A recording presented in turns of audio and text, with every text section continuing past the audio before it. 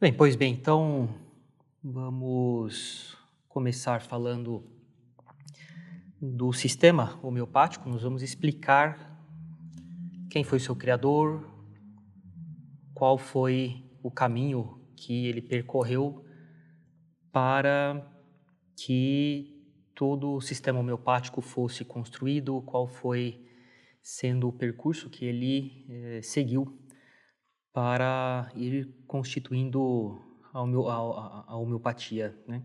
Quais são os princípios da homeopatia, como ela é feita, os princípios teóricos e as consequências práticas com relação à escolha dos remédios, ao modo de produção dos remédios, as consequências práticas no modo de tratamento dos pacientes, né? E nós vamos deixar para uma segunda conferência uma análise mais detalhada, uma crítica mais detalhada de vários aspectos, vários problemas que a homeopatia tem. Hoje vamos expor o seu sistema, vamos fazendo alguns comentários ao longo desta explicação, mas vamos aprofundar mais nossos comentários numa segunda conferência, né? Pois bem, então, quem foi o fundador da homeopatia, né? O fundador da homeopatia foi um médico alemão chamado Christian Friedrich Samuel Hahnemann, mais conhecido como Samuel Hahnemann, né? E ele nasceu em abril de 1755 em Meissen, na Saxônia, e morrerá em julho de 1843 em Paris.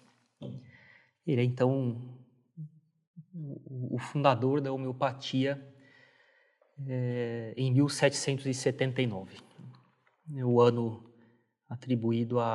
o ano que se atribui a fundação mesmo do sistema homeopático, né? Ele era filho de um pintor de porcelana, bastante competente, né?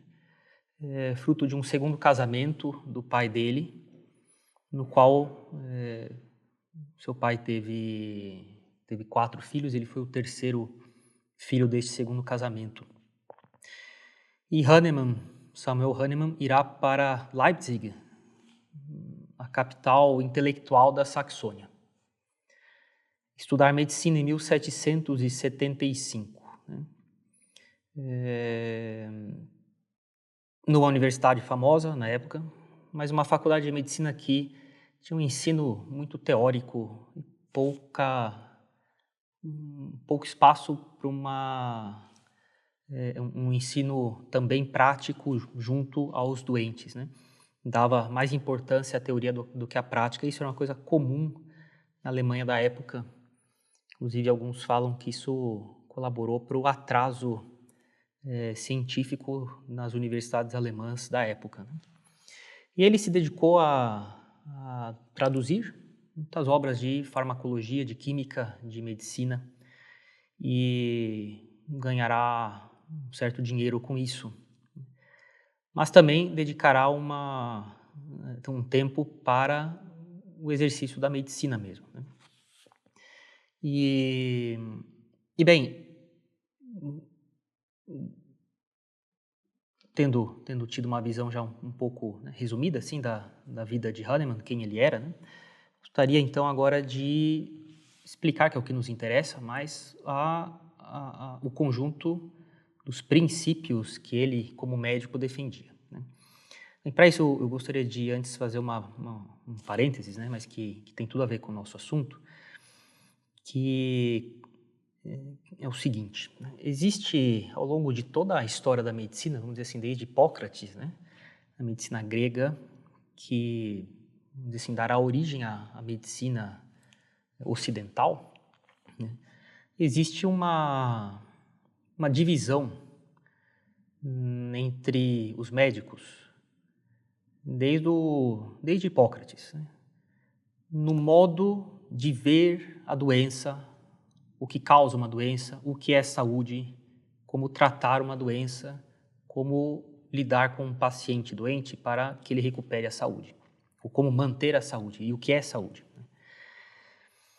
As pessoas às vezes pensam que os médicos só discutem, né, discordam em termos no nível da execução, né, de terapias, de tratamentos, e não é bem assim. Na verdade, essas discussões, elas são fruto de visões diferentes que os médicos têm do que é saúde, o que é doença, o que causa doença, como recuperar a saúde, né? E existe um autor, né, que escreveu este livro aqui, nós vamos usá-lo depois, não hoje, mas na próxima conferência, Harris Coulter, um médico que escreveu vários livros sobre medicina e ele é defensor da homeopatia. Ele escreveu esse livro aqui, chamado Ciência Homeopática e Medicina Moderna, em inglês, né? Um livro editado em Berkeley, na Califórnia, em 1981. E ele defende a homeopatia, né? Ele se posiciona de modo bastante crítico ao sistema médico moderno, né? Científico, vamos dizer assim, né? E ele escreveu, né, não está aqui nesses livros que nós temos aqui na mesa, mas ele escreveu uma obra em 4 volumes grandes, né, chamado em inglês, eu traduzo aqui, né, Legado Dividido, né, a história do cisma na medicina, em que ele vai fazer uma história da medicina bastante diferente da história que muitos historiadores da medicina fazem, né? Que é de ver o progresso na técnica, a descoberta da circulação sanguínea, a descoberta da anestesia, a descoberta do antibiótico, métodos científicos que foram sendo descobertos, né? O microscópio, Pasteur e suas experiências para provar que não existia geração espontânea de seres vivos. Mas esse autor, Harris Coulter, ele fará uma história da medicina bastante diferente e a partir de um princípio assim brilhante, né? Ele fará uma história da medicina bastante erudita, né? Muito ampla, assim, são 4 volumes grandes cada um, fazendo uma história das ideias em medicina, que é simplesmente genial. E ele começará analisando desde os escritos que compõem as obras atribuídas a Hipócrates, o Corpus Hipocrático, que a gente chama de Corpus Hipocrático, um conjunto de, se não me engano, mais ou menos 90 obras atribuídas a Hipócrates, e percorrerá as ideias, o caminho que as ideias seguirão ao longo da medicina, na história do mundo, até chegar no pós-Segunda Guerra Mundial, né? E ele, para resumir essa obra, ele explica o seguinte, que o Corpus Hipocrático é um conjunto de obras que tratam de assuntos diferentes em medicina, cada livro, né? Que é bastante heterogêneo, né? A análise das ideias de cada uma dessas obras indica, vamos dizer assim, pelo menos muito provavelmente, para não dizer com certeza, que esses livros foram escritos por autores bastante diferentes. E não por um autor só que mostra ter as mesmas ideias em todas essas obras, né? Ao contrário, né? Esse corpus hipocrático, ele tem obras que defendem visões de o que é doença, o que é saúde, como curar um paciente, né? O que causa doenças, como restituir a saúde, como intervir na clínica na hora de cuidar de um paciente, bastante diferentes. Modos bastante diferentes de ver a medicina e as doenças e os tratamentos e os remédios, né? E ele mostra que, vou simplificar aqui, ele divide o conjunto de obras atribuídas a Hipócrates em 4 grupos, né? Um grupo que mostra se basear em ideias bastante, muito claramente defensoras de que a saúde é um desequilíbrio na matéria do corpo, que o médico deve dar uma substância que irá se opor ao que está acontecendo na doença, né? Curando o oposto pelo oposto, contrário pelo contrário. Né? De que a doença é fruto de uma desordem na matéria do corpo humano. Isso aqui é um primeiro grupo de livros do Corpus Hipocrático, as ideias claramente afirmadas ou subentendidas no que é dito, na escolha do tratamento, modo de ver a doença. Um segundo grupo de livros, ele dirá que mostram uma visão bastante diferente. Que, na verdade, a doença é causada por um desequilíbrio de uma força vital, não material, presente na pessoa, e que o médico deve trabalhar sobre essa força vital, fazendo com que ela reaja a alguma coisa que causou desequilíbrio nela, e esse desequilíbrio não visível é manifestado por sintomas, mas a partir de uma perturbação do equilíbrio de uma força vital não física naquela pessoa. Pois ele vai dividir o grupo de livros atribuídos a Hipócrates em mais dois grupos, em que existe uma mistura dessas ideias.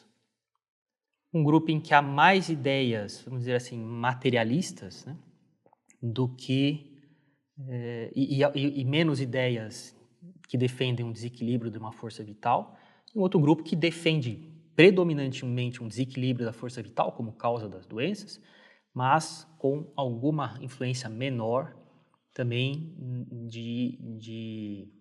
dessa visão de que as doenças são causadas por uma interferência na matéria, né?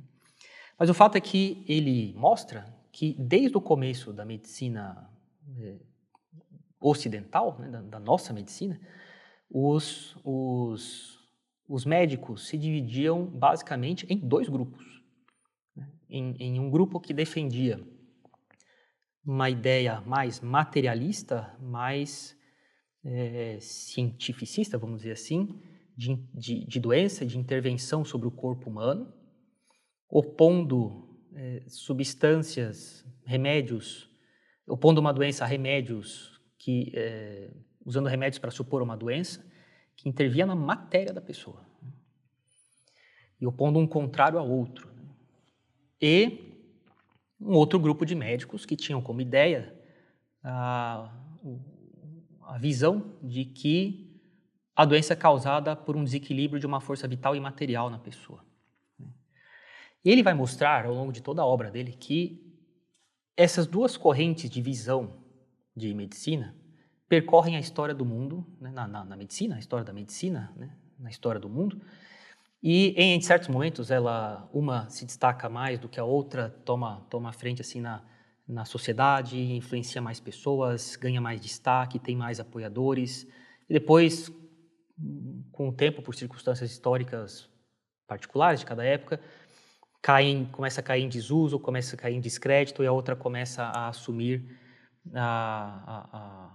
o destaque, a ter predominância, a ter mais apoio. E essa variação acontece ao longo de toda a história da medicina. Né? É um livro bastante interessante. E o Hahnemann, ele é um médico que pertence a essa corrente de pensamento na medicina que defende que as doenças são causadas por desequilíbrios numa força vital imaterial do paciente. E para explicar, então, esse sistema de Hahnemann, do fundador da homeopatia, nós vamos seguir de perto um livro que foi escrito, que foi publicado pela USP, né, pela Universidade de São Paulo, uma coleção editada pelo grupo da Faculdade de Filosofia, a Associação Filosófica Scientia Studia. É um grupo de estudos de filosofia da ciência, da Faculdade de Filosofia, né, chefiada, né, dirigida pelo professor Pablo Rubén Mariconda. Ele me deu fiz uma aula com ele uma vez lá. E ele coordena um grupo de filosofia da ciência.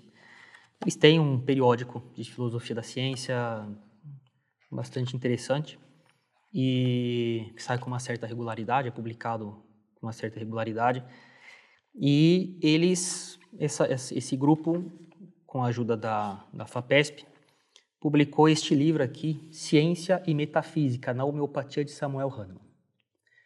Ciência e metafísica no sentido de princípios filosóficos, né, de princípios teóricos que fundamentam, né, a homeopatia de Samuel Hahnemann, e a autora é Regina Andrés Rebolo. E esse livro aqui é um dos mais bem fundamentados sobre a história da origem dos princípios da homeopatia, né? Realmente muito bem escrito, muito bem estruturado e muito completo, né? Já o sumário, né, mostra aqui uma grande extensão de análises assim, de circunstâncias da época, vários sistemas de medicina da época, de ideias, né? Os mecanicistas, que eram materialistas, né? Outros que eram vitalistas, o vitalismo na Alemanha, o vitalismo hahnemanniano, de Hahnemann, a patologia hahnemanniana, como é que o Samuel Hahnemann via uma doença, o que era uma doença para ele, né? O que era uma infecção, como as doenças, como uma pessoa passava por um contágio de uma doença, né? Quais eram os princípios de uma doença, os autores que o influenciaram, e depois as bases terapêuticas da homeopatia de Hahnemann. Vamos falar dessas coisas, né? Então, eu recomendo muito esse livro aqui, ele é muito bom. Mas bem, então nós vamos segui-lo um pouco de perto, né, no que nos interessa para explicar como funciona, qual é a visão que Hahnemann tem da doença, da saúde, da medicina, de um remédio, de um tratamento médico, e que é o fundamento da homeopatia. Tem um outro livro, também vamos fazer uso na próxima conferência, né, editado pela Unesp, Universidade do Estado de São Paulo, por alguém que defende a homeopatia também. O título é Da Alquimia à Homeopatia. Vai mostrar é uma variação, vamos dizer assim, dessa tese, né, desse trabalho desse médico Harry Scouter.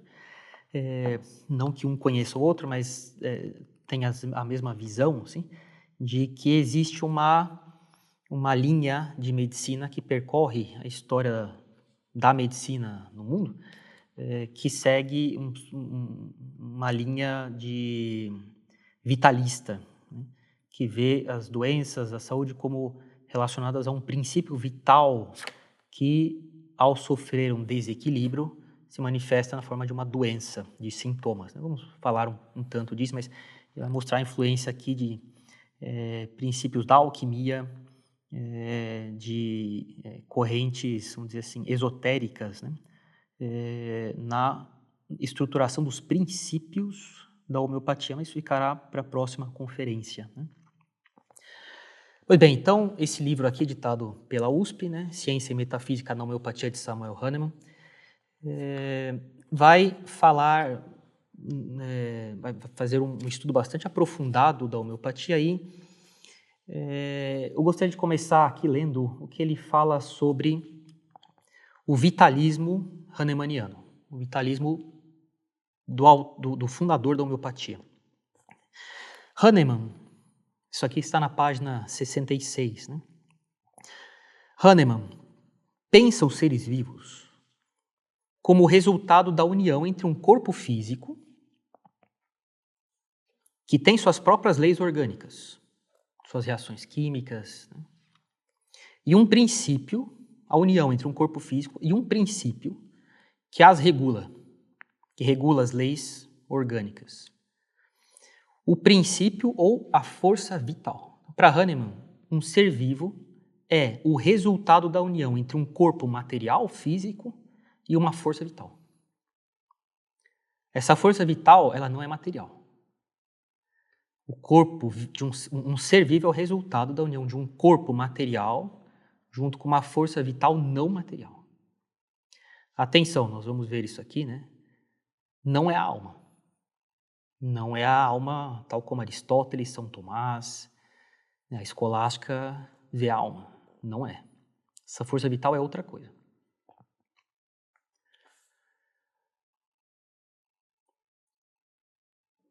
Hahnemann sustentou que as leis físico-químicas, as leis que regiam as reações químicas e físicas do corpo humano, eram regidas e sustentadas pelo princípio vital. Existe um princípio vital não material, que eu repito, não é a alma, é outra coisa diferente da alma, que faz com que as leis físico-químicas que regem a matéria do corpo humano tenham suas reações.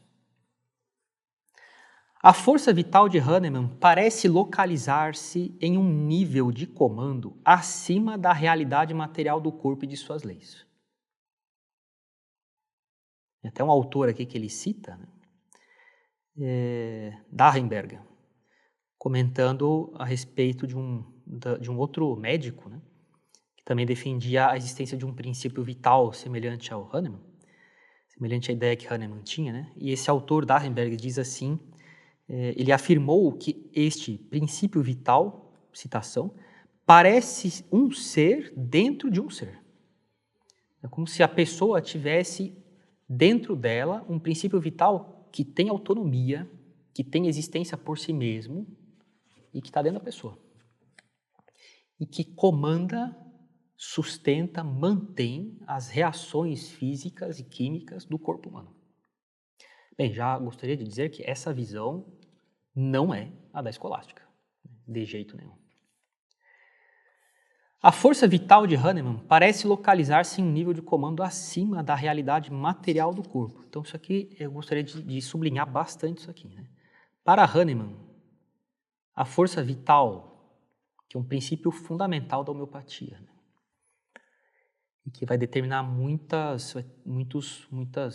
consequências na prática homeopática, é algo imaterial. Portanto, assim, ninguém venha dizer assim, não, na verdade, essa força vital é a capacidade própria do corpo, do sistema imunológico. Não, não é. É algo imaterial. É preciso lembrar que a maior parte dos cientistas da época, no final do século XVIII, século XIX, utiliza o termo força para designar causas desconhecidas de efeitos conhecidos, porque são observáveis. Então, lógico, estamos falando de uma época em que nós não tínhamos todos os recursos que temos, não se tinha todos os recursos que temos hoje de instrumentos de observação, né? Desde microscópios até testes laboratoriais e por aí vai, que permitia ver de maneira bastante, muito melhor, assim, as causas dos efeitos que eram observados. Então, era muito comum que a maior parte dos cientistas da época designasse causas desconhecidas do que eles observavam pelo nome de força. Mas isso aqui é um problema, porque uma coisa que eu faço questão de sublinhar, que eu tenho pavor, que é o uso de conceitos vagos e sem contornos nítidos e definidos para falar das coisas, né? E que dão então brechas e espaço para muitos equívocos, e isso é péssimo, né? Isso aqui é a origem de muito charlatanismo e de muita vagueza de raciocínios e de muita enganação, ou de muitos equívocos, né? Ele fala aqui de um médico alemão, o sobrenome dele era Medicus, que publicou um livro chamado Sobre a Força Vital, é o título da obra dele, no qual faz, assim como Hahnemann, o criador da homeopatia, uma diferenciação entre a alma espiritual do homem, a força vital e o corpo material. Então, era um conjunto de médicos, assim como Hahnemann. Hahnemann também tinha esta visão, né, do homem, de que o homem é composto de um corpo material, de uma alma espiritual e algo a mais, diferente da alma espiritual do homem, uma força vital. O homem seria composto de 3 princípios: um corpo material, uma alma espiritual e a força vital. Hahnemann concebeu esse princípio vital localizado, citação aqui de Hahnemann, no interior de cada última partícula da matéria viva. Então, a matéria viva podendo ser dividida em partes cada vez menores, né, chegando na última parcela de matéria possível de ser obtida e indivisível, né, esse princípio vital ficava localizado no interior disso. Uma força inata e inerente à matéria viva. O princípio vital de Hahnemann era visto como uma força cega e irrefletida, incapaz de assegurar a permanência da saúde nos estados críticos, ou seja, o princípio vital era responsável por manter a saúde do corpo, mas quando havia uma perturbação nesta força vital, ela era incapaz de assegurar a saúde. Era necessário uma intervenção médica para fazer com que esse princípio vital recuperasse o controle da saúde da pessoa. Então, cito aqui Hahnemann, uma obra dele. Deixa eu encontrar aqui.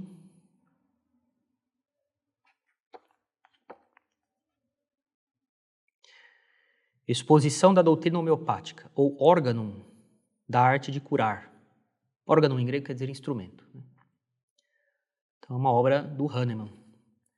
E ele diz o seguinte: a força vital inata no homem, que preside a vida de maneira perfeita enquanto dura a saúde, cuja presença se deixa sentir em todas as partes do organismo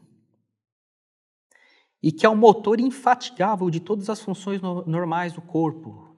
O corpo vai fazendo suas atividades normais, o motor disso é a força vital. Não foi criada para servir de auxílio a si mesma nas enfermidades. Uma pessoa ficando doente, ela tem um problema. Essa força vital não tem capacidade para ajudar-se a si mesma e retomar o controle do corpo. O médico precisa auxiliar a força vital por um modo de terapia, de terapêutica, né? As afirmações em seus escritos que poderiam esclarecer... terminei a citação de Hahnemann aqui, continuo com o livro, né, da Regina Rebolo. As afirmações em seus escritos, nos escritos de Hahnemann, que poderiam esclarecer como se dá essa interação da força vital, né, com o corpo, são extremamente escassas. Elas surgem de modo bastante vago, em poucas passagens do órgão da arte de curar, essa obra do Hahnemann. Então, Hahnemann fala aqui na mesma obra: as substâncias naturais que se nos apresentam como medicamentos são medicamentos desde que possuam a força, uma força própria específica, de alterar o estado do homem pela influência imaterial sobre o princípio imaterial que controla a vida. O Hahnemann, acho que já ficou bastante claro, mas vamos deixar isso mais claro ainda, né? Para quem não tirou as conclusões. Para Hahnemann, a doença não é causada por uma desordem na matéria da pessoa. Para Hahnemann, a doença acontece em um nível imaterial, um princípio vital, imaterial, que controla a vida. Eu falei, essa escola de pensamento, né, receberá o nome de vitalismo. E os medicamentos são medicamentos desde que tenham a força de alterar esse princípio imaterial.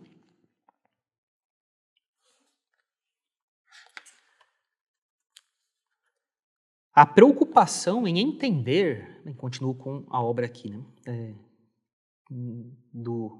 editada pela USP, a preocupação em entender a interação entre o corpo e a força vital parece estar além dos esforços teóricos de Hahnemann. Então, o Hahnemann não vai dedicar muito tempo, muita reflexão e sobretudo, tinta, para procurar entender como é que o corpo e essa força vital, na visão dele, interagem. Pois ele acredita que o médico, para curar, não precisa entender como a força vital interage com a economia do corpo, como o modo do corpo funciona. Tal conhecimento não lhe pertence por natureza, uma vez que cabe somente ao seu Criador, Deus. Bem, qualquer que seja a visão que Hahnemann tem de Deus. Hein? Então, Hahnemann fala assim, citação da mesma obra de Hahnemann, do Órgão: não sabemos o que ocorre na economia do homem saudável.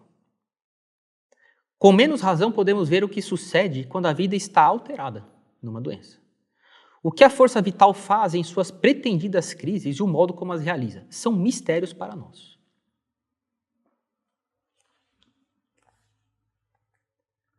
Podemos concluir aqui, bem, terminei a citação de Hahnemann, voltando à obra. Podemos incluir aqui a interação entre a força vital e a matéria viva. Nesse sentido, procurar refletir sobre essa interação, entender como a força vital e a matéria viva do homem, né, o corpo vivo, né, do homem, como é que eles interagem, né, para Hahnemann é uma tarefa inútil. O que pode explicar, em parte, a falta de argumentação no esclarecimento desta questão. Então, desde o começo, no seu fundador, a homeopatia é caracterizada pela falta de clareza nos princípios que fundamentam sua clínica, sua terapêutica, sua visão da doença. Hahnemann não acredita que seja útil procurar entender como é que a doença acontece exatamente. E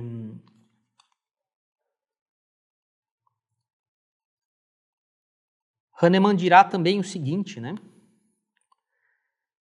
O que ele entende por dinamismo. Dinamismo, um termo que Hahnemann usa, né? Ele diz aqui, é uma força secreta invisível, cujo mecanismo de ação não se dá por meio de intervenções materiais ou realizações mecânicas. Para Hahnemann, existe no homem uma força secreta imaterial. O mecanismo dessa força secreta invisível não se dá por intervenções materiais, mecânicas. É o resultado do efeito de uma substância sobre outra sem o reconhecimento de um nexo perceptível entre causa e efeito. Por fim, conclui, são efeitos dinâmicos e virtuais, efeitos que resultam da energia e ação puras, específicas, absolutas, de uma substância sobre a outra, sem a comunicação de partes materiais. Vocês vejam como, para Hahnemann carece de clareza nos princípios. Noções como força, princípio vital, né? Como é que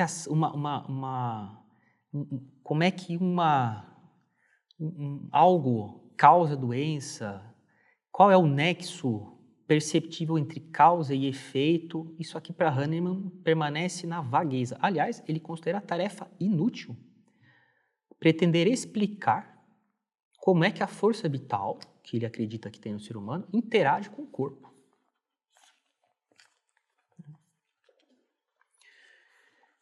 Bem, ele também continua, né? Bem, continuando a obra aqui, vamos ver agora como é que Hahnemann vê a doença.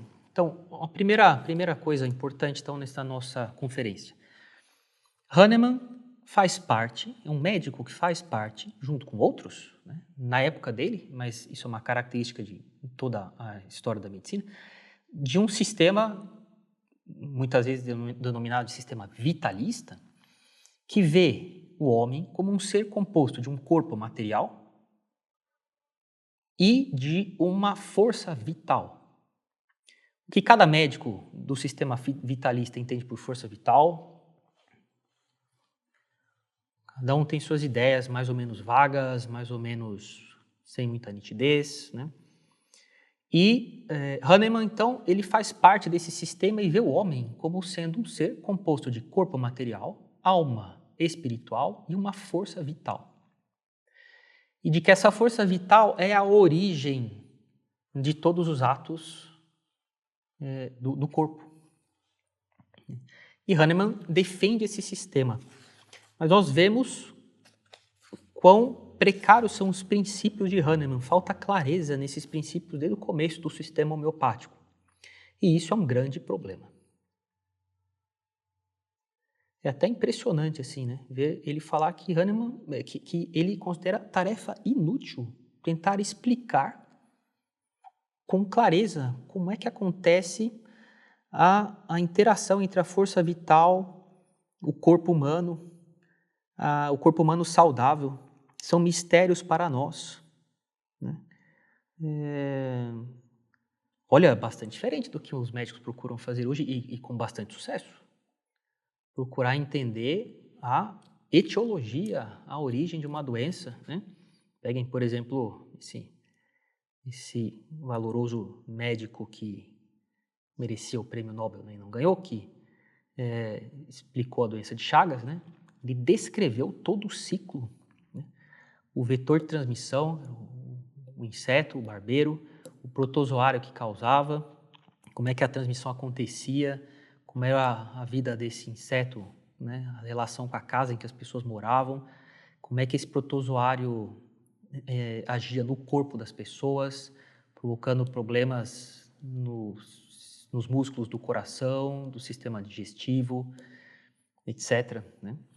E um trabalho brilhante. Tem muitos outros, né? Incalculáveis médicos e estudos que procuram saber com bastante precisão como é que alterações químicas, fisiológicas, parasitárias, infecções bacterianas, virais, causam doenças, né? E como ocorre a ação de um remédio sobre o agente que causa a doença, a bactéria, o fungo, o protozoário, a tal alteração química numa reação fisiológica, bioquímica da célula, né? Olha, é uma seriedade, contrasta bastante a seriedade nos princípios, né, o rigor dos princípios, né, da medicina atual e essa vagueza e precariedade de princípios aqui de Hahnemann. Bem, dito isso, então agora vamos ver como é que Hahnemann vê a doença. Então, no capítulo 3 deste livro, A Patologia Hahnemanniana, a autora começa citando, no mesmo livro Organum de Hahnemann, a seguinte passagem. No estado de saúde, a força vital reina com poder ilimitado e mantém todas as suas partes em admirável atividade harmônica nas suas sensações e funções. A força vital reina com poder ilimitado, mantendo o corpo numa atividade harmônica. Mas, quando o homem adoece, essa força vital imaterial... Então, eu gostaria de sublinhar muito isso aí, porque quem pretender justificar a homeopatia como intervindo de fato na bioquímica humana, irá estar, por este fato mesmo, se distanciando e se posicionando em outro sistema, né? Se distanciando do sistema homeopático original e específico, né, de Hahnemann. O homeopata, verdadeiramente homeopata, a pessoa que defende verdadeiramente a verdadeira homeopatia, jamais irá pretender justificar a eficácia de um remédio homeopático dizendo que ele intervém sobre as moléculas do corpo. Se alguém fizer isso, ele está, pelo fato mesmo de fazer isto, se colocando em outra coisa que não é homeopatia. O verdadeiro homeopata dirá: o meu remédio intervém numa força vital imaterial da pessoa. É isso no que eu acredito. Um homeopata que pretenda dizer que ele está agindo sobre a bioquímica do corpo, pelo mesmo fato, está defendendo princípios não homeopáticos. Hahnemann fala: quando o homem adoece, essa força vital imaterial é a única que inicialmente sofre a influência dinâmica hostil à vida de um agente morbígeno, causadora de doença, que passa a fornecer ao organismo as sensações desagradáveis e impeli-lo a atividades irregulares que são a própria doença. O que é a doença? Quando o homem adoece, existe uma influência feita sobre a força vital e material, uma influência hostil à vida, que prejudica essa força vital e material. Essa é a visão que Hahnemann tem da causa das doenças. Ela não só se afasta de maneira impressionante do que nós explicamos na última conferência, sobre como funciona a real fisiologia do corpo humano e de uma infecção ou de uma doença. Na verdade, é um sistema absolutamente incompatível.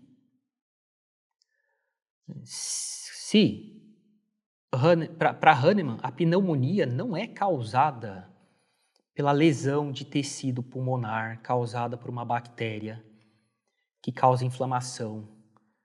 Os alvéolos ficam preenchidos por líquido, células mortas, isso prejudica a respiração, causa febre, por causa de uma ação de moléculas no centro de controle da temperatura do sistema nervoso central, nada disso. Uma força hostil à vida prejudicou a força vital e material e a pessoa tem uma perturbação, sintomas no pulmão, na respiração dela. É isso que é a pneumonia para Hahnemann. Para Hahnemann, como podemos julgar pela citação acima, o que se pode observar de patológico nos indivíduos doentes é o conjunto de sinais e sintomas morbosos, doentios, que resultam, na verdade, atenção, o que é que causa um sintoma, então, para Hahnemann? O esforço da força vital, ela sim, morbosamente afetada. Quem está doente não é o corpo, é a força vital da pessoa. A força vital foi perturbada por um agente. Essa força vital, sim, está afetada. E a força vital, então, faz um esforço para manter o equilíbrio do corpo. Segundo a patologia vitalista, segundo a visão do vitalismo, essa corrente de visão de medicina, a qual Hahnemann pertence, segundo a visão que eles têm da doença, as doenças são concebidas como uma manifestação de saúde, de vitalidade dos organismos vivos e não como um fenômeno exclusivamente patológico. Neste sentido, a morbosidade da força vital decorrerá de uma luta, um embate entre duas forças hostis e antagônicas. De um lado, a força dinâmica alteradora de um agente mórbido hostil, ou seja, uma força dinâmica de um agente que prejudicará, alterará a força vital. De outro, a força vital que tenta a todo custo desvencilhar-se desta força que vem contra ela, resultando este embate nos sinais e sintomas morbosos observáveis nos doentes. Então, os sinais e sintomas não são indicativos de alterações fisiológicas em cadeias bioquímicas de reações, com alterações celulares. Não.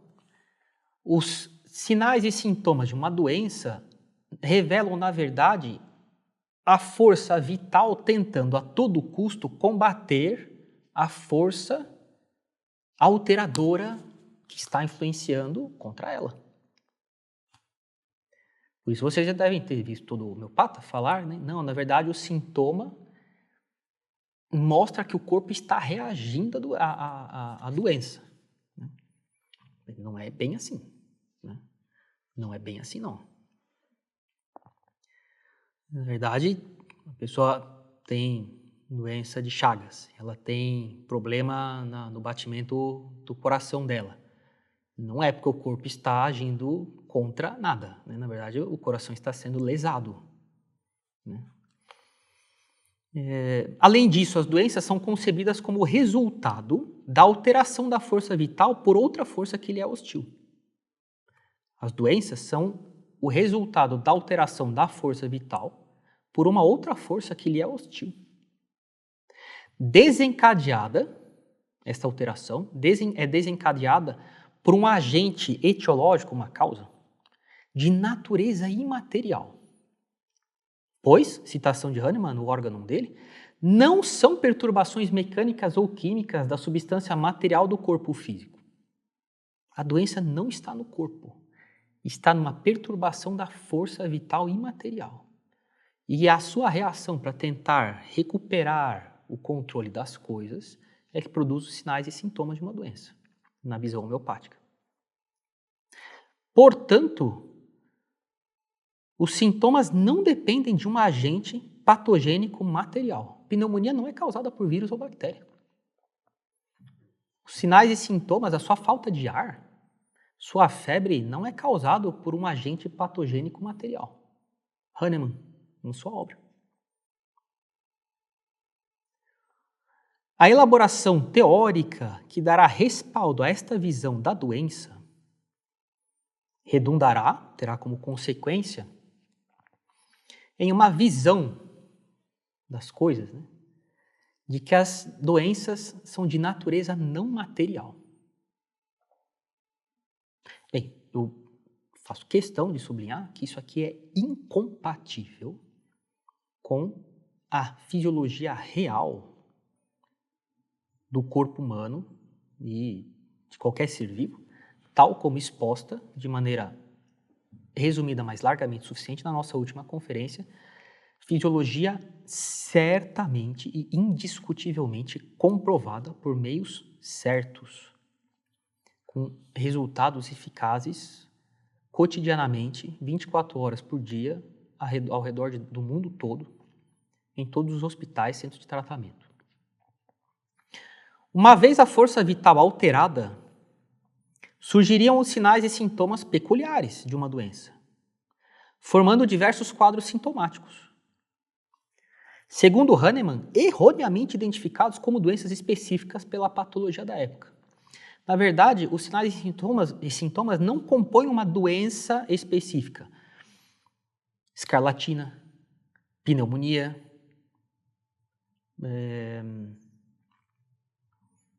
artrose e todas as outras doenças. Na verdade, os sinais e sintomas são o resultado do indivíduo, da força vital deste indivíduo pessoal, particular e único, buscando retomar o equilíbrio diante de uma outra força imaterial alteradora.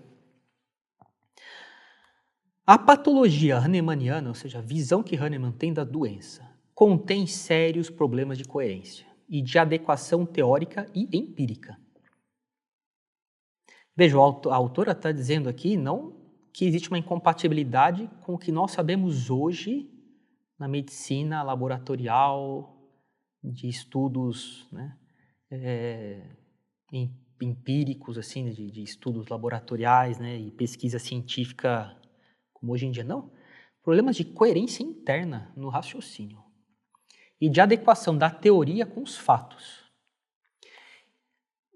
dentro do próprio sistema dele. Né? Isso fica claro, por exemplo, na maneira como Hahnemann concebe o contágio das doenças epidêmicas.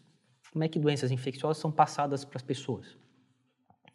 Uma espécie de contato imaterial, por si só uma contradição. Existe contato entre duas coisas materiais. Coisas imateriais não podem ter contato entre elas, né?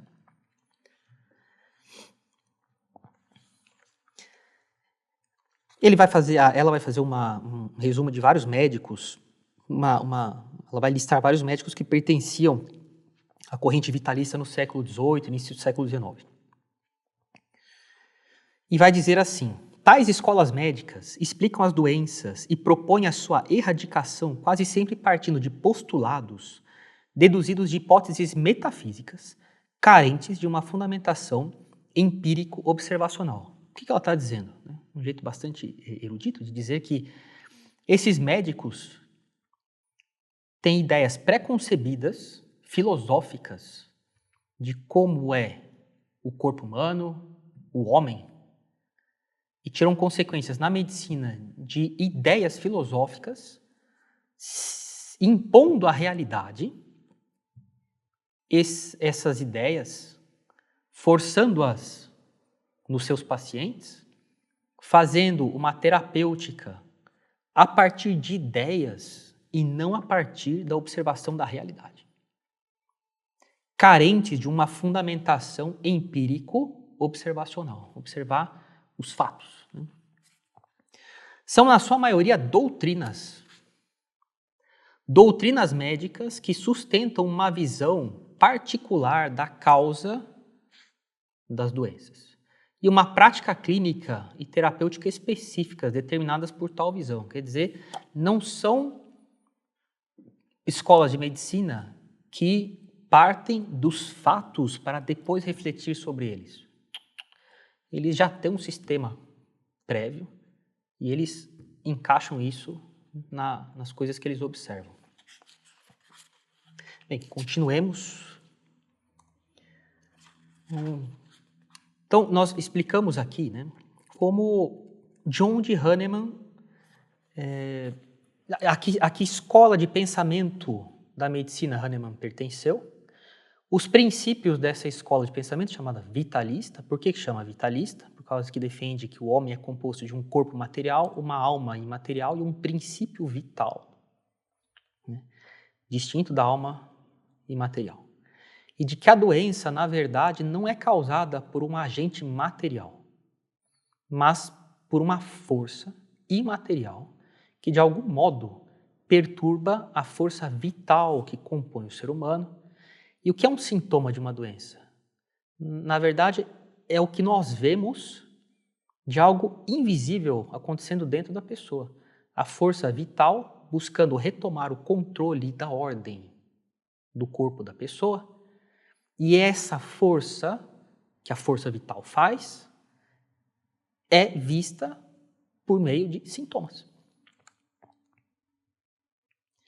Para Hahnemann, a saúde é basicamente a ausência de sintomas. É a força, o princípio vital trabalhando em silêncio, em harmonia, em equilíbrio.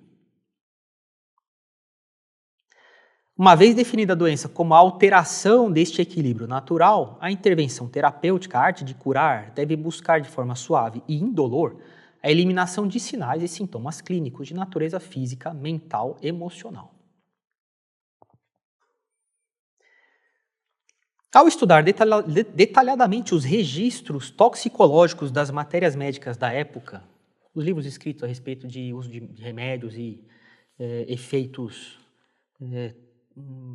colaterais graves, né, registrados nesses livros, Hahnemann notou que determinados sintomas morbosos, sintomas doentios, eram surpreendentemente eliminados após a ingestão acidental ou criminosa, tentativa de envenenar alguém, por exemplo, de uma substância cujos efeitos principais assemelhavam-se aos sintomas morbosos em questão.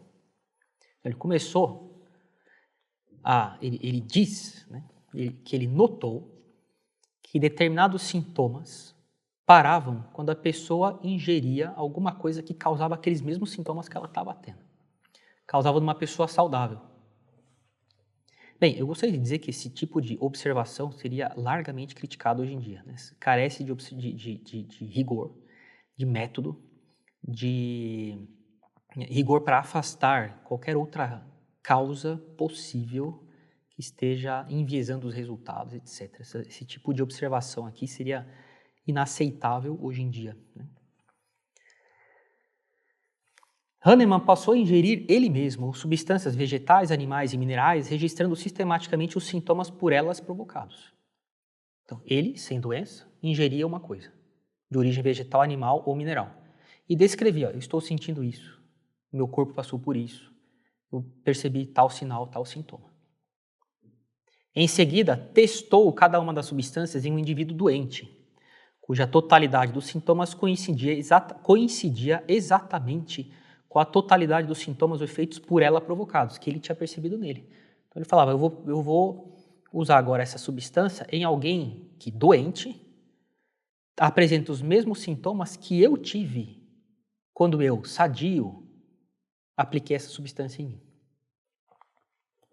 Hahnemann afirmou ter observado como resultado o desaparecimento total dos sintomas morbosos, doentios.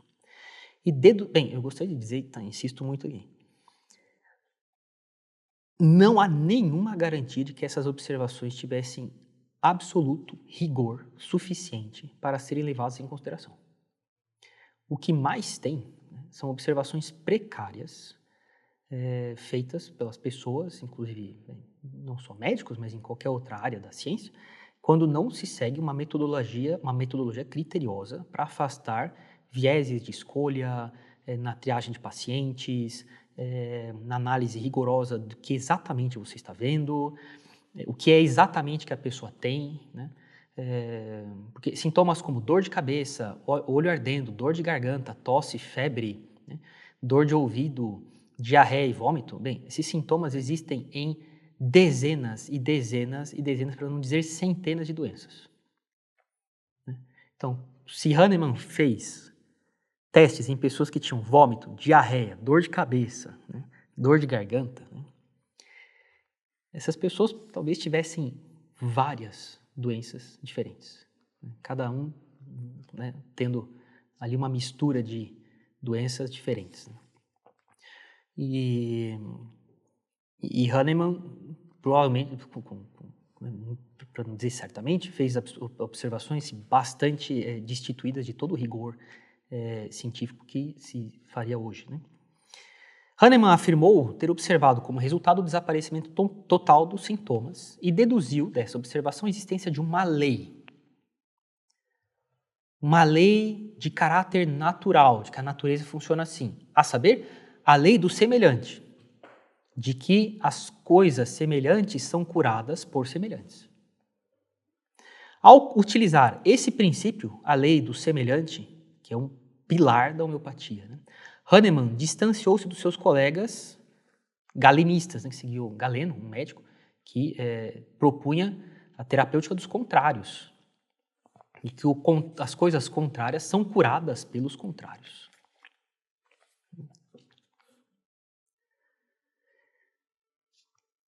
Hahnemann era um crítico incansável das medidas terapêuticas dos tratamentos utilizados na época. Hahnemann condena as sangrias e a aplicação de sanguessugas, os purgativos, vomitivos, toda espécie de apoio curativo usado pela chamada medicina heróica, já na época conhecida por tornar o doente um verdadeiro herói se conseguisse sobreviver, porque passava por tratamentos tão absurdos e tão dramáticos, né, que realmente o paciente tinha que ser um herói para aguentar tanta intervenção,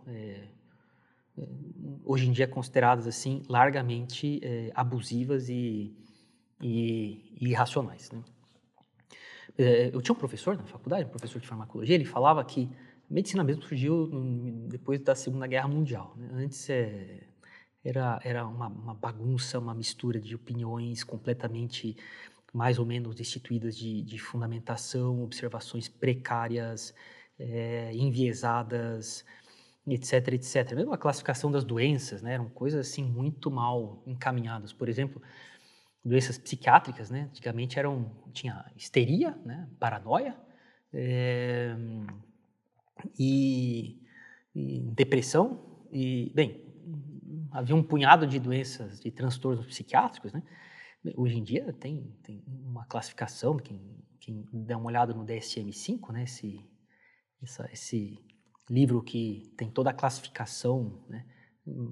A mais criteriosa que nós temos hoje em dia dos transtornos psiquiátricos e psicológicos, né? Verá assim, uma diferença absolutamente incomparável, né, entre a classificação que se faz hoje em dia dos transtornos psicológicos e psiquiátricos e o que era feito 100 anos atrás, né? Há 100 anos. Então, o problema da homeopatia, uma das coisas, nós vamos falar na próxima conferência, né, padre, por que a homeopatia se espalhou tanto, né? Por que ela teve tanto sucesso, relativo sucesso, né? Comparado com as coisas que a medicina fazia na época, muitas vezes o fato de Hahnemann preconizar coisas que, de fato, equivaliam a intervenção nenhuma, bolinhas de açúcar, ou água, ou álcool, sem nenhum princípio ativo de fato contido ali, nós vamos falar sobre isso, já servia para poupar os doentes de grandes problemas. Esse mesmo professor de farmacologia contava um caso de um rei da Inglaterra, que eu já não lembro mais o nome, que, bem, caiu, acho que era numa caçada, né? Caiu do cavalo, bateu a cabeça, e os médicos da corte, então, fizeram uma trepanação, ou seja, abriram o crânio dele, né? E aplicaram sobre o cérebro, né? Esterco de boi e teia de aranha. Bem, é evidente que teve uma meningite brutal, né? Hoje em dia qualquer um saberia disso, na época isso era impensável, ninguém via as coisas desse jeito, nem sabiam de nada disso. Bem, depois de uns dias ele faleceu, né? E os médicos dirão que escreverão, né? Ele não resistiu ao tratamento. É óbvio que, muitas vezes, né, comparado então com todos esses tipos de tratamento,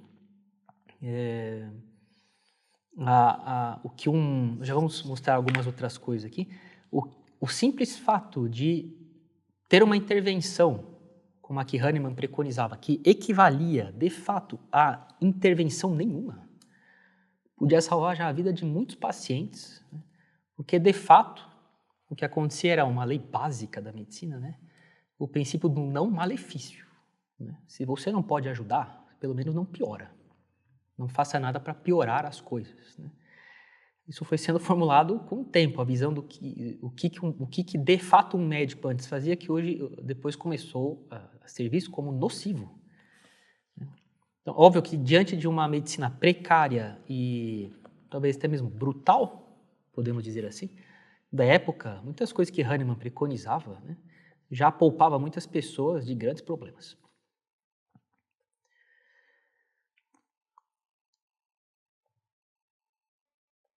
Então, para Hahnemann, né, o ser vivo era governado por uma força de natureza não mecânica, não material. Uma força dinâmica, a força vital, responsável justamente pela interação químico-orgânica do organismo. Foi preciso, portanto, criar um novo medicamento que pudesse atingir o dinamismo da força vital morbosamente alterada. A pessoa está com... Por que ela está doente? Porque a força vital dela foi alterada por uma outra força oposta a ela. É necessário criar, então, outro medicamento que atinja o dinamismo da força vital alterada, que não agisse somente de maneira mecânica, em razão do seu peso, da sua concentração. Esse poder dinâmico para Hahnemann, o verdadeiro poder curativo das substâncias de um remédio, fossem elas de origem vegetal, mineral ou animal, repousava, citação de Hahnemann, no interior oculto interno de cada substância, não na sua superfície externa. E era liberado somente se fosse submetido a um processo farmacotécnico especial. Então, vamos traduzir isso aqui. Então, para Hahnemann, o poder de cura de uma substância, seja de origem vegetal, animal ou mineral, está no interior oculto dessa substância. É algo imaterial, não está na sua superfície externa. Ora, nós falamos o contrário na aula passada. Nós mostramos que as proteínas e as moléculas do corpo têm sua causalidade ligado à sua forma. A forma tridimensional de uma molécula é fundamental para ela causar o seu efeito. Nós falamos até que, bem, quando essa forma pode ser alterada por meio de uma alteração da acidez do meio, e essa molécula sofrerá uma alteração e ela não realizará bem sua função. Então, por exemplo, se o sangue começa a ter uma variação de pH, de acidez, a hemoglobina começa a ter uma mudança de forma, ela não consegue fixar corretamente o gás carbônico e o oxigênio. E a pessoa começa a ter dificuldades de respiração. E por isso existe um sistema, né, no corpo de tênue e rigoroso controle do pH do sangue, da acidez do sangue, né? E porque isso alterará o formato e, portanto, a função da hemoglobina, dessa proteína, né? Hahnemann fala, não, nada disso. Nada disso. Aliás, gostaria de sublinhar mais uma vez essa visão correta, né, de como é que as moléculas agem no corpo, né, a sua causalidade ligada à sua forma, né, a sua função está ligada à sua forma. Isso aqui é o fundamento de todos os tratamentos nos hospitais no mundo inteiro, né, nas clínicas, nas enfermarias, nos remédios vendidos nas farmácias, né? E, bem, vamos falar disso melhor depois, objeções a esse sistema de medicina, né, na próxima conferência, mas eu gostaria de dizer que há 100 anos, a idade média das pessoas era de 45, 50 anos no máximo. Uma pessoa a cada 1000 chegava a 80 anos de idade. A mortalidade infantil era de 300 crianças por 1000. Hoje é de 30. As pessoas vivem até 85, 90 anos de idade, com frequência, usando a medicina clássica, padrão de remédios, né, científica que nós temos, né. Colocar isso em dúvida, as pessoas vivem mais. Pessoas que às vezes chegam a 90 anos tendo sofrido várias intervenções cirúrgicas, né, tiveram câncer, catarata, pneumonia, infarto em uma outra parte do intestino, fizeram uma ressecção, tiraram uma parte, elas estão vivas. Elas teriam morrido há décadas em outras épocas do mundo, né? Elas são tratadas com a técnica cirúrgica, a técnica medicamentosa, que é compatível com a fisiologia real do corpo humano, né? E a qual Hahnemann se opõe de maneira radical por princípio. Não é a molécula, né, assim, a superfície externa, a matéria que produz efeitos. É uma força oculta interior em cada substância. E essa força oculta precisa ser liberada por meio de um processo farmacotécnico especial, ou seja, uma técnica para produzir remédios, uma técnica especial. Foi o que o Hahnemann fez ao diluir as substâncias medicinais em nível infinitesimal, diluições repetidas, potencializando-as, ele chamava de potencialização, esse processo que fazia com que esse princípio oculto interno em cada extrato mineral, vegetal ou animal pudesse ser levado até sua máxima eficácia.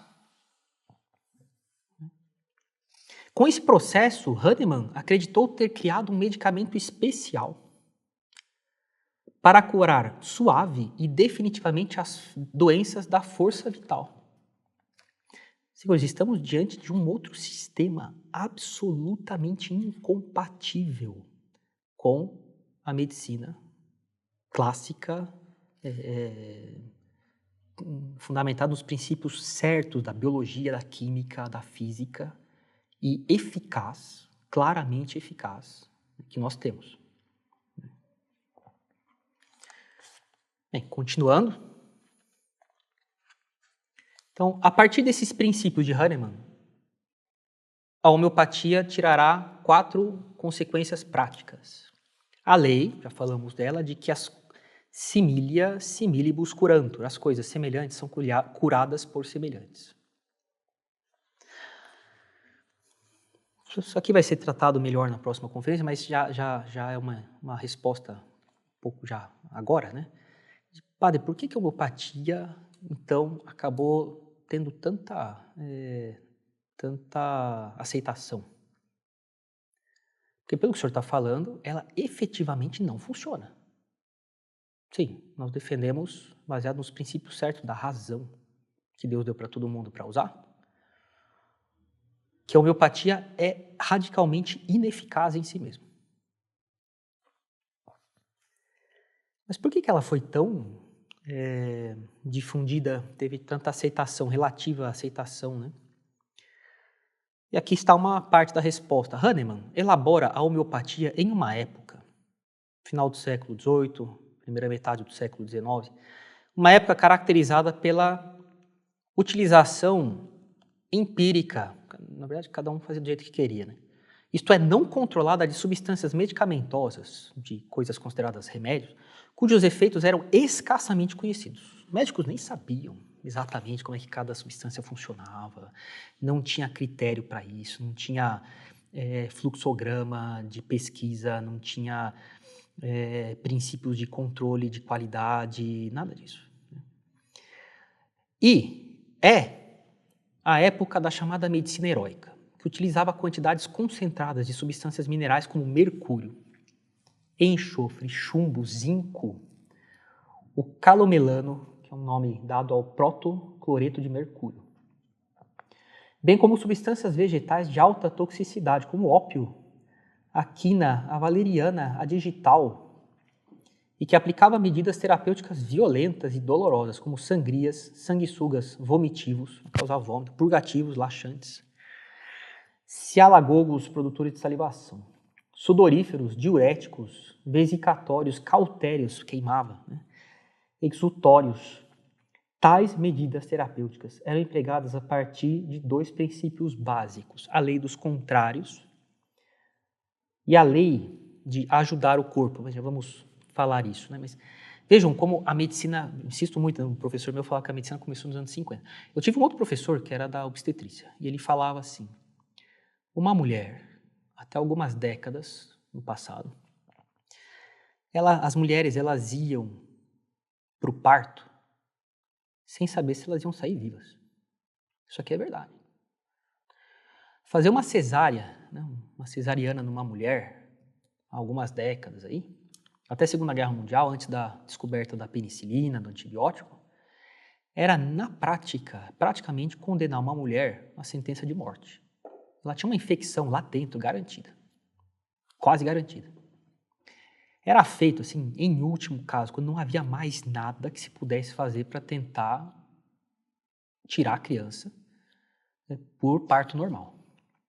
Daí o uso, assim, frequente, né, de fórceps, de todos os tipos, de manobras, né, para virar a criança, manobras para tentar fazer isso ou aquilo quando a placenta, etc, etc.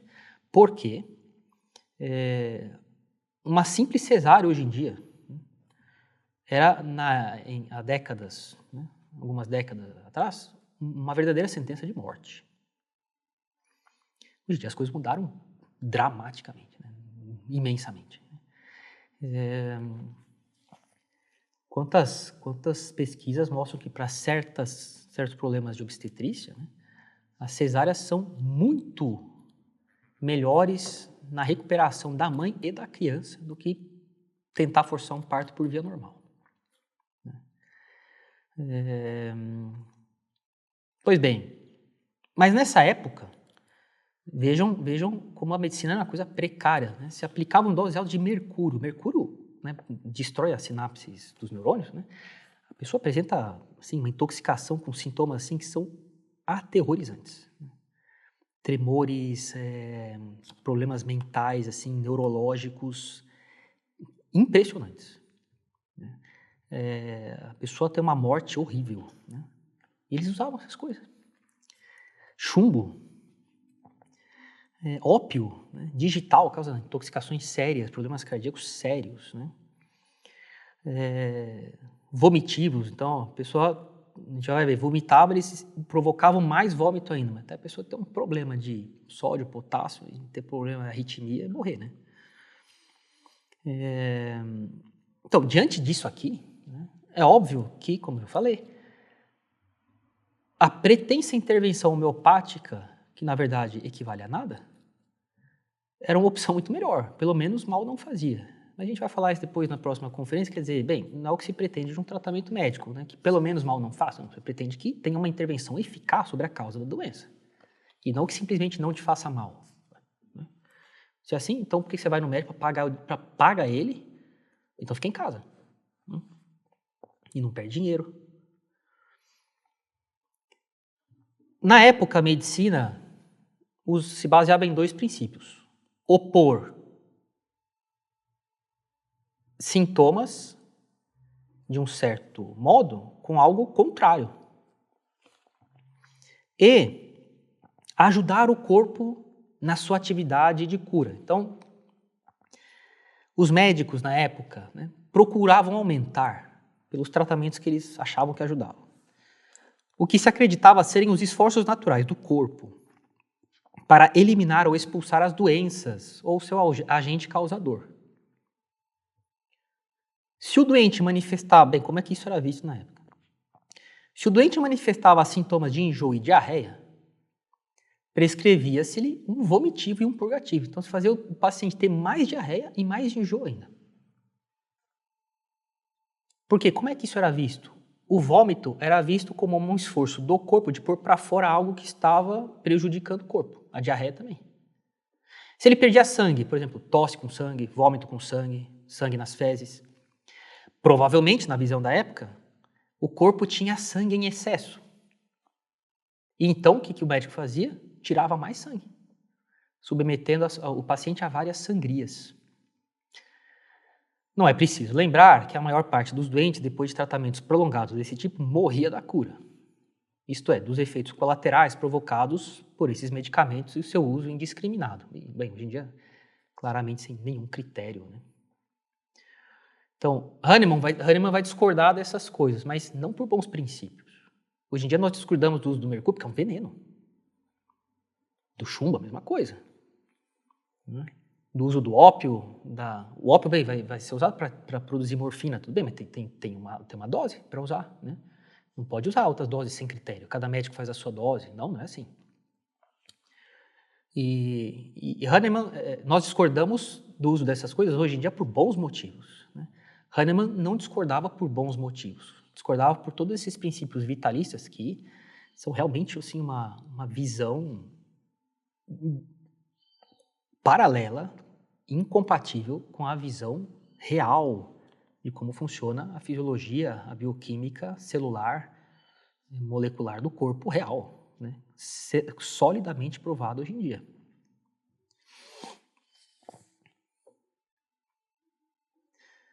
Hahnemann oporá uma terapêutica que busca reconstituir o equilíbrio entre as forças vitais, a força vital, utilizando medicamentos testados ou experimentados no homem sadio, diluídos, atenuados, cujos efeitos fossem semelhantes numa pessoa sadia aos sintomas de uma pessoa doente.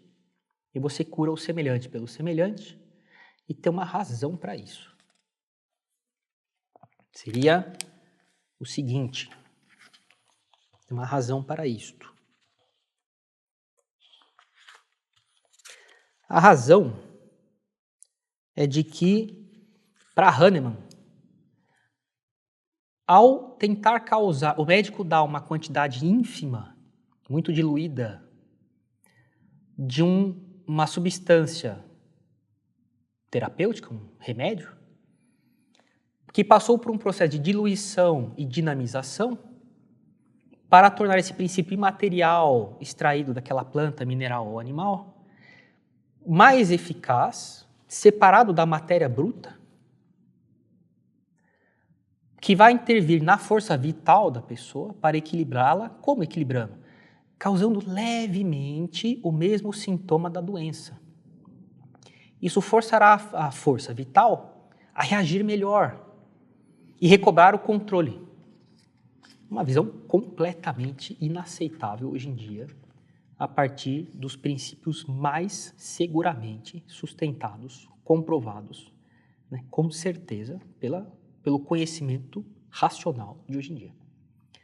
Bem, até já aproveito para falar, vou falar disso na próxima conferência também, mas os homeopatas e as pessoas ligadas à homeopatia, de modo geral, têm um princípio que leva elas a aceitar a homeopatia e tantos outros tratamentos médicos inaceitáveis, que é uma desconfiança por princípio da razão, do sistema racional de pensamento, da ciência racional, do uso racional da razão.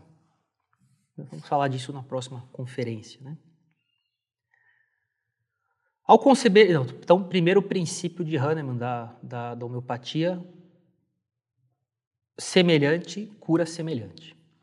Segundo princípio, as doses mínimas, diluições infinitesimais dos remédios, né? Ao conceber a doença como uma alteração da força vital, tentando agir contra a outra causa imaterial, né? Ele idealiza uma estratégia de terapêutica, a produção de medicamentos homeopáticos dinamizados.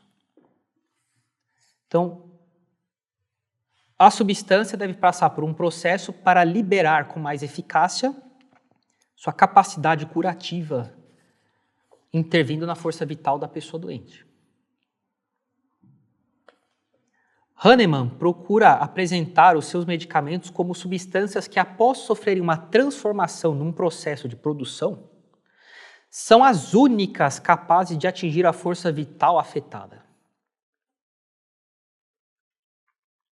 A virtude curativa de um remédio não depende da natureza físico-química, mas de uma força dinâmica que é potencializada por um processo de produção específico do remédio.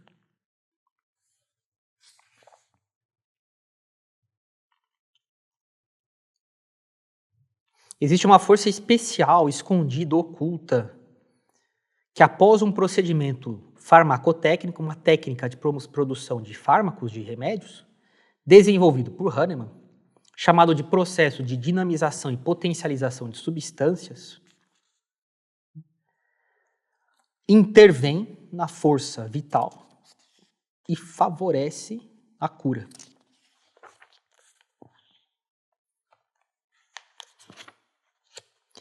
Terceiro princípio da homeopatia, então, essa potencialização e dinamização. Primeiro princípio, semelhante cura semelhante. Segundo, diluir de maneira repetida as substâncias medicamentosas.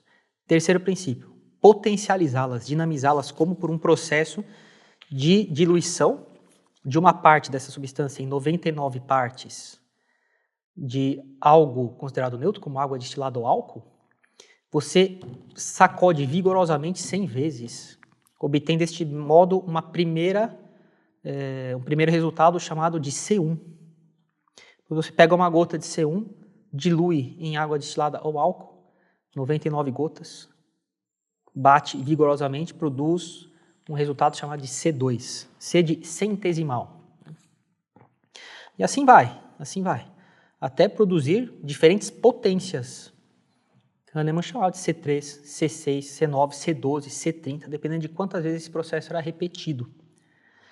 No caso de substâncias secas, o grão é triturado, raspado, misturado com 100 grãos, com 99 grãos, né, de um veículo inerte, por exemplo, lactose, açúcar de leite, né.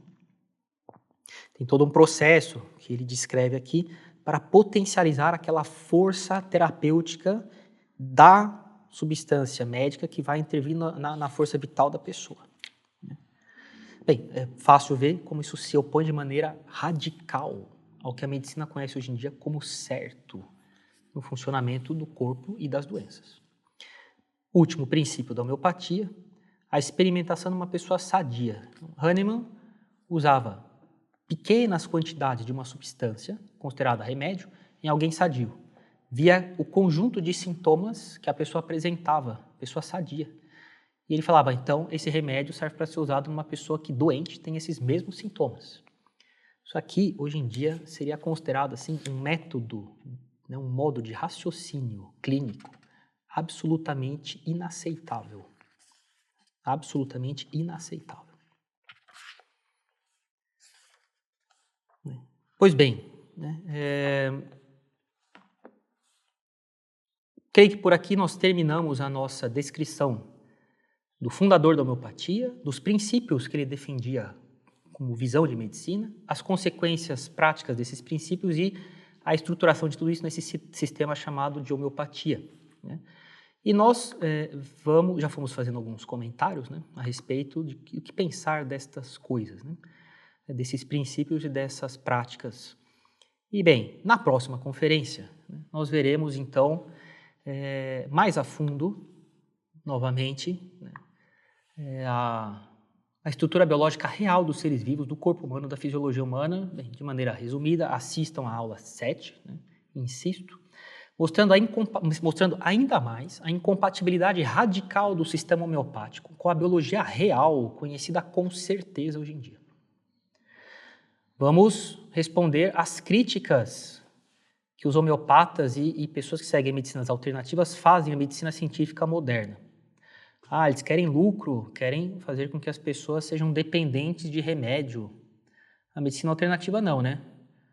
Médicos alternativos, sistemas de medicina alternativa, ganham rios de dinheiro, fazendo as pessoas ficarem dependentes dessas coisas com discursos vagos, motivacionais, bastante nebulosos, mantendo essas pessoas bastante enroladas em visões bem complicadas de que doença que elas têm, né?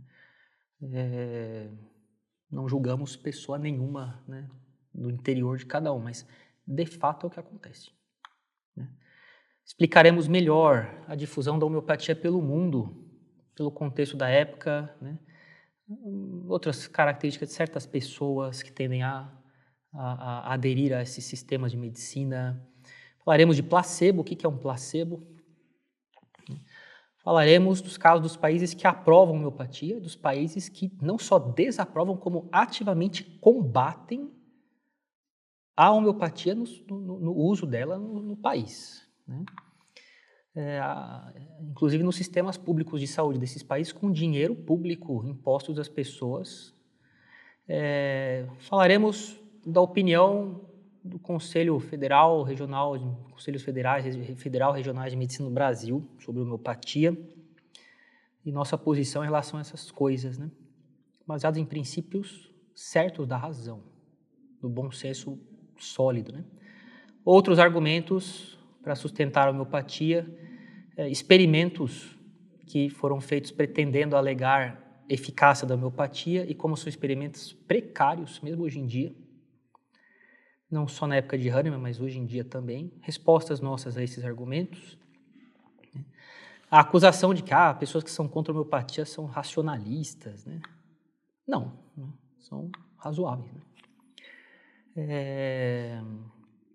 E falaremos também a diferença entre homeopatia e uso de fitoterápicos, não são a mesma coisa, mas também vamos fazer algumas ressalvas, algumas observações, alguns conselhos em relação a certos riscos envolvidos, né? E lógico, não poderíamos deixar de terminar assim, né, uma certa brincadeira, assim, deixando um pouco de lado a parte moral da coisa, mas estamos para ver até hoje alguma mulher que pretenda usar um contraceptivo homeopático, né? Acho que não tem nenhuma mulher que pretendendo evitar filhos, né, usando pílula, né, usará pílula contraceptiva produzida pelo método da homeopatia, né? Já vi gente brincar assim, não, estou vivo por causa da homeopatia. Minha mãe tomava contracepcional homeopático e estou aqui. Tá bom, então, vocês verem como, né, por um só exemplo, mas poderíamos multiplicar vários, fica muito claro, assim, como a homeopatia não se baseia no modo real da fisiologia humana funcionar, senão o contraceptivo homeopático também funcionava, né? Pois bem, então terminamos por aqui, né? Essa é uma primeira parte que será continuada na próxima conferência sobre homeopatia. buscando dar realmente assim princípios corretos, justos, razoáveis para formar vocês e seguir no caminho da reta razão, vendo além da causa da homeopatia, mas assim, formar pessoas que pensam de maneira razoável, né, para tudo na vida, né, e não se deixam, como diz São Paulo, levar por todo vento de doutrina. Ele fala de religião, mas vale para coisas, para raciocínios humanos em geral, né, que dão argumentos, raciocínios que não têm fundamento sólido e só habituam as pessoas a entortar suas próprias inteligências e prejudicar o uso reto da razão que Deus nos deu, né? Então tá bom, nos encerramos por aqui, nos vemos na próxima conferência. Vamos rezar então. Em nome do Pai, do Filho e do Espírito Santo. Amém. Ave Maria, cheia de graça, o Senhor é convosco, bendita sois vós entre as mulheres, e bendito é o fruto do vosso ventre, Jesus. Santa Maria, Mãe de Deus, rogai por nós, pecadores, agora e na hora de nossa morte. Amém. Nossa Senhora das Dores, rogai por nós. São José, rogai por nós. São Francisco de Sales, rogai por nós. Em nome do Pai, do Filho e do Espírito Santo. Amém.